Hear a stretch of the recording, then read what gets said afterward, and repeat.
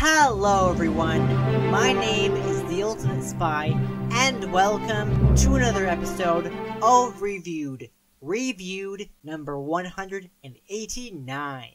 And today, I'm going to be reviewing Captain Marvel, the 9th film in Phase 3 of the Marvel Cinematic Universe, as well as the 21st Marvel movie overall. So, what did I think of Captain Marvel? Honestly, I thought it was a lot better than the previous Avengers setup film, which was Black Panther. That one, the reason I didn't review it at all was because I just kind of felt like it was a little bit boring. I don't know, it just wasn't really in my interest range. Seeing team-up films really makes everything better, to be honest. But with this film, it was obviously a setup for Endgame. Obviously, when I went to see it the first time, I don't know, my heart was beating really fast, and like the more the film kept going, and I'm like, oh my god, what's gonna happen at the end of this? What's gonna happen? And I was really nervous about seeing what the events of Infinity War had happened in the end of this film. And honestly, one thing that I wish they would have done for the post-credit scene, because the post-credit scene was essentially set right after the end of Infinity War, and I definitely feel like it would have been better to tag that at the very beginning of Endgame, have the Hawkeye family disappear, and then have that. I think it would just be a lot better. Although the original idea was to have Hawkeye family dusting happen at the end of Infinity War. So Captain Marvel definitely set it for Endgame, obviously, because of the post-credit scene. I just felt like it would have made more sense to have that at the very beginning of Endgame. It would have made a lot more sense. But I'll save all my Endgame thoughts in the next episode for next week, because I'm going to be reviewing it next week. Captain Marvel was surprisingly a lot more fun than Black Panther. Black Panther, I enjoyed it. The reason I skipped it and I reviewed it was because I just wasn't into it. Like, the story, the characters, I did like it, it just wasn't really my cup of tea, really. And I definitely hope that the sequel fixes that and really makes it a lot more engaging, because Captain Marvel really, like, having these two Avenger prequel stories that are standalone but are meant to be, like, preludes to the next Avengers film, I liked Captain Marvel a lot more. Although it was kind of crazy how they released them. You have Captain Marvel happening in March, and they have Endgame happening in April. That's like a month away. It's like, not that it's a inconvenience, but it's just like it's so close together. Like 2019 was the first year they've had two Marvel movies within a month of each other, because it's never happened before. I think in 2021 we're gonna get 4 movies, which is insane. But like, yeah, never a month apart. But this one was special just because of everything it did. For example, the Marvel intro. Very special, because I don't know if it was after they had wrapped filming on the movie that Stan Lee had passed away, and it was like a shock to the whole world that he had passed away, and I actually got to meet him. It was mainly just getting his autograph, and that was it, because I didn't know what else to do. I felt awkward, and I still have his autograph. He passed away before he was able to film his cameo for Spider-Man Far From Home, which is why he doesn't appear in that film. But this is the second to last Marvel film that he filmed a cameo for, because what's really special about the intro, Marvel Studios intro, was you have the same music and everything, but all the characters, all the superheroes and everything are replaced by Stan Lee cameos. All the Stan Lee cameos. It's just so special, because it's sad, but also, like, but moving forward, he really touched a lot of hearts and basically shaped what the MCU is today. Without Stan Lee, we wouldn't have the MCU. Like, that's why it was so special to have all these cameos from all the Marvel films before, instead of the traditional superheroes, which is special. So I really enjoyed the fact that they did that, and they honored him by saying thank you, Stan, because he really brought a lot of amazement to these movies, like with his cameos. It's amazing what that man did, and especially one of the clips they showed in the intro was actually him with Robert Downey Jr. I think it was in the first Avengers film. Yeah, that was really special. I really liked that. It was just like, it's really wonderful and sweet, and he is sad, but at the same time just beautiful. Like, really wonderful that they did that. So I was really impressed by that. It's like also the most unusual way of doing a Marvel intro, but they wanted to honor him. They wanted to honor his legacy, because he unfortunately did pass away, and it was like, I almost thought it was a joke, but it was real. So yeah, it's very unfortunate, but he lives on in these movies. These stories that we're getting from these new Marvel movies, with the stories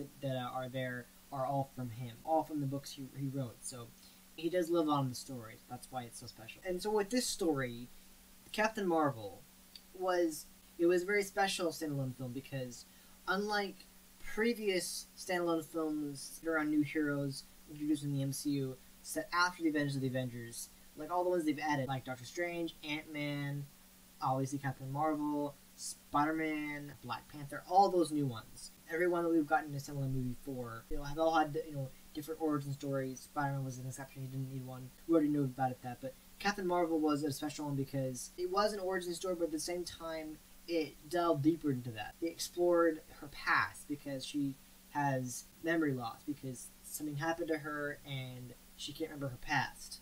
And that's what's interesting about it is that we follow her throughout her past because of what the Skrulls do to her to make her remember all these things from before she got her powers, which is incredible. So I liked it a lot. It was really fun to see her, as a young girl, and then mature into a Air Force captain, then become Ver, short for Danvers, which is an error because the name on her dog tag was cut off, so it only listed Vers. So even though her real name was Carol Danvers, but that's the way it is. Just a very interesting way of doing a story for this character. This is also the first MCU film to introduce a gender-bent character. So Marvel, and I don't really read the comics at all. I just go to the movies and watch them. That's more fun. It's less time-consuming and more exciting too. So Marvel in the comics apparently is the original Captain Marvel before DC had their little rights thing, and so he was the mentor of Carol Danvers, who would later become Captain Marvel. And so essentially what they did with this version of the story was gender bent it. I don't know if it was by accident. I think it was just a casting choice. The gender bent the character. Apparently she's Kree. I don't think she's an actual superhero like in the comics, but she's the original Captain Marvel, Marvel. And then she passes the mantle of Captain Marvel to Carol Danvers, who becomes the universe's most powerful hero. Even powerful enough to stand against Thanos, even though she still gets whipped by him, unfortunately. I'll get more into that next week when I review Endgame, but it's a very interesting way of doing it because taking the mantle of characters. Obviously we're going to see that in Falcon and Winter Soldier, which is coming up this fall actually. It's fantastic. So it was a very interesting way of doing that because we've never actually gotten a gender-bent character as far as I know. I know later Thor's going to happen, but that's not a gender-bent character. That's simply just a new incarnation of Thor, so it's not the same thing. And this is also the first MCU film to be set in the 90s. Now, in terms of timeline, there have been movies set in the past, like the first Avenger was set in the past, in the 40s. There's been all kinds of content that's set in the past, Agent Carter was set in the past, but this one set in the 90s, and it's like the blockbuster day, all the 90s references, and it's great. And if Coulson and Nick Fury back, it's just fantastic. They're all de-aged, obviously, but it's still pretty incredible what they were able to pull off, and it's very 90s.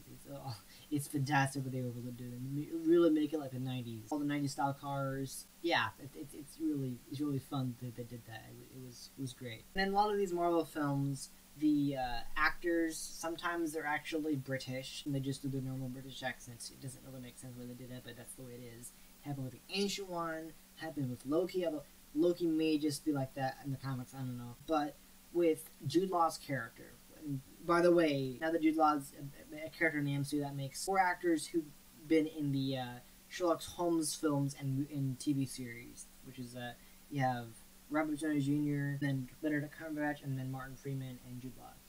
They're all Sherlock and John Watson. So it's fantastic. But he plays his character with his normal accent. But then Gemma Chan, who's also British, she plays her character with an American accent. It doesn't make any sense. Why? She's already British. Why can't she do a British accent? It doesn't make any sense. Although she's gonna later appear in Eternals as a different character, so I'm wondering how that's going to work. Cause I think she was killed off. I can't remember now, but basically that's kind of the idea. She's going to be playing a new character, kind of like with Alfred Woodard, who played a character in Civil War and played an entirely different character in Luke Cage, which was Lucius in the MCU, sort of. But yeah, it's weird how that happens, where you have actors who are not American doing an American accent. It's just what the hell? He's British. He's doing his own accent. It doesn't make any sense. It's an American movie. The MCU is an American franchise. I mean, there's quite a few people who are actually British, and they do their own accent, but like, I don't know, it's weird. And like I mentioned before, how this is set in the 90s. Yeah, Coulson's still alive. He hasn't been killed yet because it's set before the Avengers. And then you have young Nick Fury with hair because his look is based off of his 90s look from the films he did in the 90s, like Jurassic Park. But like, what's special about this one is that because they wanted to make them look younger, they de-aged them.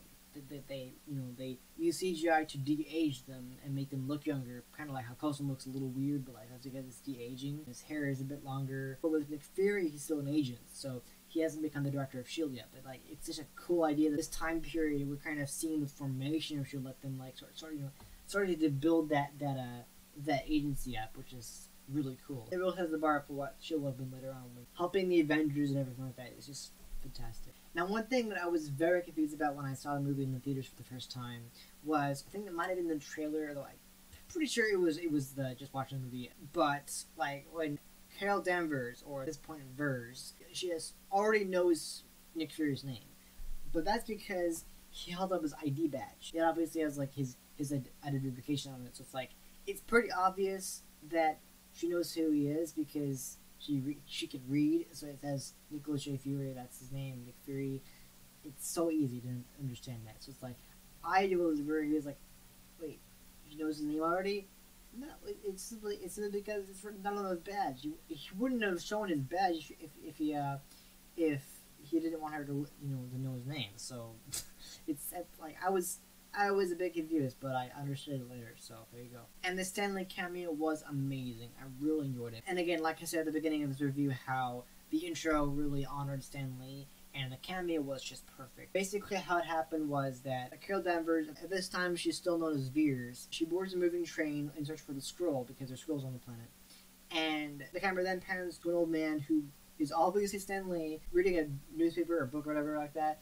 And he's like, trust me, true believer, trust me. And it's so sweet. And it's like, she picks to look at him, and he's just like smiling like that. It's so sweet because like this was his second to last film. It was just so special. So I really enjoyed his cameo in this. It was fantastic. An interesting thing with Nick Fury is that he has to be called Fury all the time. That's his name. Like he's not called Nick or Nicholas or anything. He's just called Fury, which is really interesting. It's just been the staple of the MCU for the longest time, with whatever film he's in. And his boss, Talos, who's in disguise as his boss, says, "Hello, Nicholas," and he's like, "Huh?"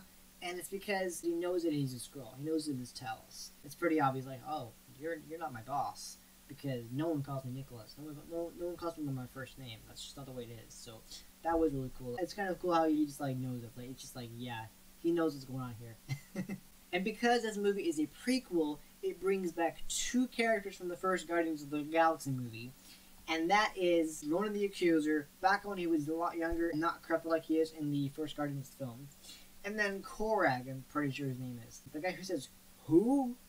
When he's interrogating Star-Lord and who's taking the Space Stone, or Power Stone, or I think it's the Power Stone, I'm pretty sure. Like, he's the guy who says, "Who?" Like that. Like, that's the guy. It's cool that they brought back those characters, because those characters aren't around anymore, as far as I know. So it was really cool to see them again. It was great. And one thing about Nick Fury in this film is that he's a lot funnier than he normally is. Because in the previous films in the present day, he's just like a lot more serious and all that stuff. He's not really one for humor. And so with this film, because it is a prequel and set in the past, he is a lot more humorous. He's a lot more goofy, and he's great. I really, really enjoyed this version of Nick Fury because he's just fantastic. He's just so goofy and funny. He cracks jokes, and it's so great. So I really, really enjoy what Samuel Jackson did with this younger version of Nick Fury. It's fantastic. Start out with Carol Danvers' suit, her Captain Marvel suit, is originally green because she's half Kree, half human. I'm pretty sure. And then later on, because she's not with the Kree anymore, because she's doing her own thing. I guess she doesn't want anything to do with the Kree anymore. So young Monica Rambeau, who is actually a superhero in the comic books, and apparently she may become that superhero in the WandaVision show. Hopefully, I'm guessing. I don't know. But essentially, she's the one who gives Carol her new suit colors, because her suit has like an Ant-Man style thing where it's like it gives you the power to change your suit colors, which is fantastic. So your suit settings, it finally gives you the classic, comic book red and gold color, which is fantastic. It's just iconic. I mean, no sash, but like, still, it's really cool. I love the fact that they finally did that. It's great. Then later on, when Young-Rog, who is Jude Law's character, comes to Earth, when he sees Vers, because at that point he still knows her as Vers, and he still calls her Vers, she's in the traditional green Kree colors, and he doesn't realize she's actually a Skrull because she hasn't changed her colors in front of him, so he doesn't know that yet. So like, and then later on he finds out that it's actually not her. So it's like, it's really interesting the way they did that. Like, oh yeah, is that a flashback or something like that? No, it's just, it's Skrull who is disguised as Carol Danvers because that's the way they can try to fool Young-Rog because Young-Rog is evil. So because he's like the main villain of the film. So there you go. Okay, now last time I'm going to mention Avengers Endgame. I'm just really pumped for reviewing it next week. So Captain Marvel marks the earliest appearance of the Tesseract known as the Space Stone until Avengers Endgame, because at that point it would go back to the 70s and get it, which means the Tesseract in this film would have been 20 years later. So that's kind of the way it is. But it's like on Marvel's laboratory thing, and it's like there. It's like we didn't know it actually existed at that point. So it's really interesting how they did that. How it went from a underground bunker thing in the 70s during Avengers Endgame to this laboratory on the spaceship thing. It's just like it's wild. So that was a really cool little appearance of the Tesseract. Just kind of like where it's gone through different places, like Odin's vault, and then the 70s, and then obviously on Marvel's laboratory, and then eventually to Shield. So there you go. It's really cool. And then after they collect the Tesseract from Marvel's laboratory, and they actually capture a group of Skrulls that are actually friendly, they're actually good Skrulls. And then a couple of those Skrulls are actually Talos' wife and daughter, which is really cool. So they actually have some good Skrulls who are, not shapeshifting all the time and aren't evil. They're not trying to kill you or anything or get memories or whatever. It's really cool that they did that. And it's really nice. And Goose the Cat is such a great character. He's honestly fantastic. I mean, when Captain Marvel came out, people were talking about Goose the Cat all over the place on social media. And it's like, what's so great about Goose the Cat? It's like, well, he's a freaking Flurkin. His mouth is freaking an octopus that can, kill things and attack things and store things with a Tesseract. And he's also the reason why Nick Fury gets his eye patch in the first place. He scratches him because in Winter Soldier, he said, the last time I trusted someone, I lost an eye. And that person he trusted was Goose the Cat, who scratched his eye out. And so that's why he wears an eye patch. So there you go. It's a I don't know, some people felt it was a bit disappointing, like, oh, that can't be why he had his eye scratched out. Maybe there's another explanation, like maybe Wolverine did it, because with now that Disney owns rights to Fox characters, that can happen, so that maybe Wolverine scratched his eye. Like, no, it's just a cat scratch. There you go. It's like kind of funny, but like I do think they could have done it a little bit better. But man, it's also meant for laughs, really. It's great. And then also when Fury, Maria, and Goose encounter the guards, and one of them is actually Talos. And the reason why Goose doesn't actually attack the guards is because he senses Talos. I don't know how he does it, but I'm pretty sure it's because of that. I don't know. Maybe Flurkin knows what a Skrull is and he knows how to identify one. But I'm not sure exactly. I wouldn't know that. But maybe so. Maybe that's what really happened. Weirdly enough, even though this film's called Captain Marvel, Carol never actually gets the name Captain Marvel. I mean, even in Endgame, we don't really get that. We just kind of like get Danvers. That's it. And Carol, it's like, I think it's not even until Far From Home that we get Spider-Man saying Captain Marvel, which is weird because they would have never gotten her actual, her actual superhero name. It doesn't make any sense, but like, what's interesting is that at the end of the film, because she never got the name, when talks about Marvel and then pronounces it Marvel because that's easy to pronounce, he's actually talking about the woman, and apparently, he pronounces it Marvel, and that might be inspiration for her captain name. I'm not sure exactly, but like, I think it would have made a lot more sense of actually having them call her Captain Marvel. It's like, because like, it's only in a couple of superheroes they don't actually call them by their actual superhero name, and that's Scarlet Witch and now Captain Marvel. So it's like, it's so weird how they don't do that, and they rarely call Clint Hawkeye anymore. It's like, it's really strange. I don't understand it. And also the end of the film was really cool because Nick Fury is actually creating the Avenger Initiative, although at the time he was typing it was originally the Protector Initiative, and then he saw Carol Danvers' plane name. It said, Captain Carol Avenger Danvers. And it's like, okay, I'm going to take that name, put it there. That's what we call it. Thus, the Avenger Initiative was born. Hence, ending in the Avengers. So there you go. It's a really cool way of doing also the Avengers theme kicks, and it's just like, it's fantastic. I thought that was a really cool way of actually setting that up and why he named it that. It's really cool, a little Easter egg. And last but not least, the funny moments. So there's actually quite a few here. They were fantastic. So when Vers, because again at that time she was still calling herself Vers, because that's the name that she was being called. She arrives on Earth and then she talks to a police officer, about where the nearest communications place is. And then he just points to a Radio Shack. It's so funny because it's totally 90s. It's like the most 90s place you can go. I don't even think Radio Shacks are a thing still. I think they might be still. I don't know. They might not be in business anymore. I don't remember. I know that Blockbuster's just gone. But, I mean, maybe they still have Radio Shacks. I don't remember the last time I went to one. But, still, yeah, very 90s. And then also when Nick Fury is talking about things about himself. And then I mentioned the one detail that only a scroll could guess. And he says, if toast is cut diagonally, I can't eat it, which is hilarious. Probably the funniest line in the film, because I think it's a really weird detail, because in Age of Ultron, people said that he was actually eating, a sandwich diagonally. So maybe at that point he was a Skrull. Who knows? I don't know. No one knows. Maybe that's just a coincidence, but it's a pretty funny error right there, I guess. I don't know. And then finally, again, this is a very 90s thing, is that when they're loading the audio from 6 years ago, and they're just waiting for the computer to load, because let's face it, back in the 90s, computers were hella slow. They was even running Windows 95, so yeah, of course it was slow. So you have, Talos' Skrull science officer going, you're just waiting, constantly waiting, it's just loading. It was great, but yeah, that's pretty much all I can say about Captain Marvel.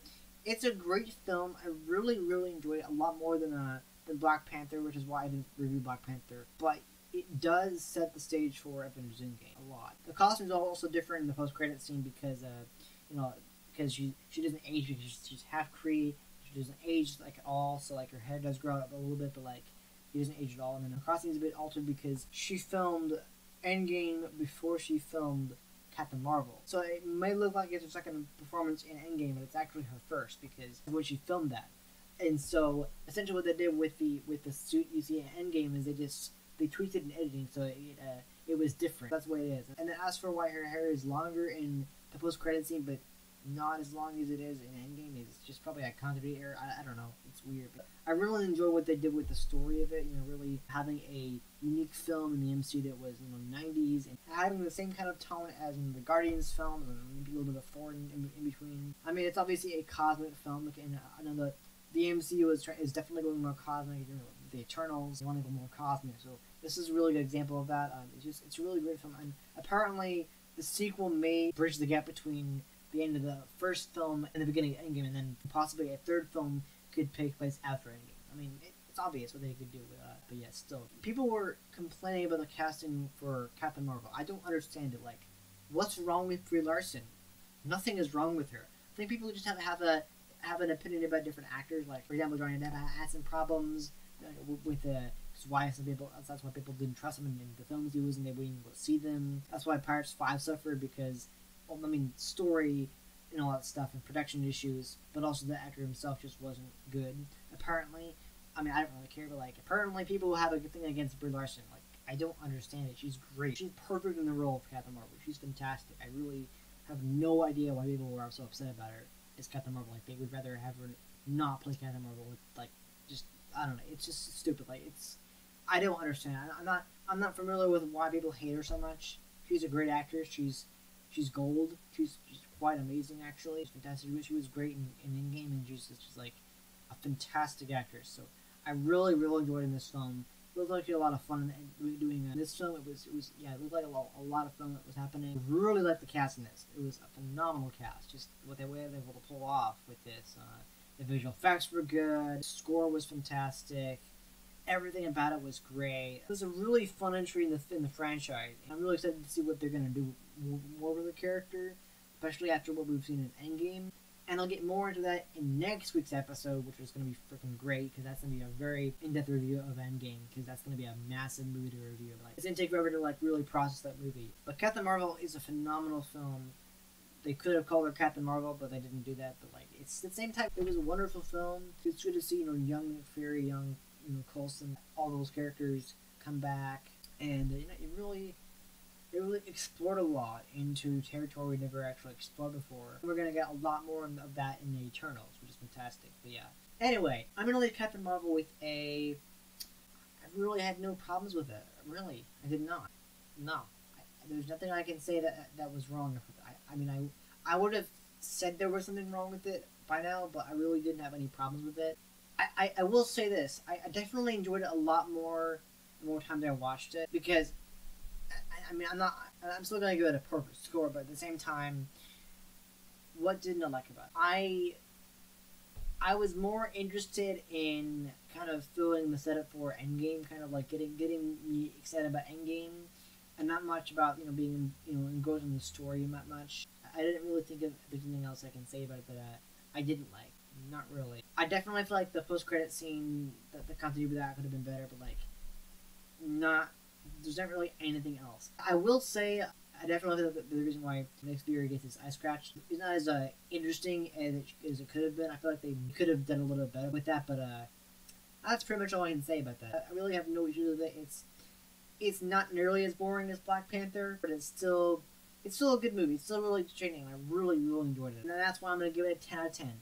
I had no problems with that, really, at all. So, that's pretty much all I'm going to say about Captain Marvel. So anyway, thank you guys so much for watching this episode of Reviewed. I hope you enjoyed it. If you did, please hit the like button. I really appreciate it. And if you're new to this channel, subscribe for more episodes of this series. Also, make sure to hit the bell to enable alerts so you don't miss any of my uploads. And all the right, alright? See ya.